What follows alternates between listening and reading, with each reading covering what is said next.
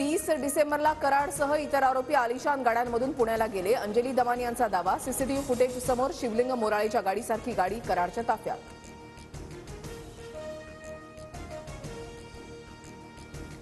वाल्मिक कराड बीड जिल्हा रुग्णालयामध्ये दाखल. पोटदुखीचा त्रास झाल्यानं वाल्मिक कराडवर उपचार सुरू. वसंतदादा शुगर इन्स्टिट्यूटच्या कार्यक्रमात शरद पवार आणि अजित पवारांची शेजारी खुर्ची. पवारांच्या एका बाजूला अजित पवार तर दुसऱ्या बाजूला वळसे पाटलांसाठी आसन व्यवस्था. सैफरील हल्ल्यानंतर आरोपीनं वांद्रे तलावामध्ये फेकलेला चाकूचा तुकडा सापडला. आरोपीला तलावाच्या परिसरात नेत पोलिसांकडून तपास.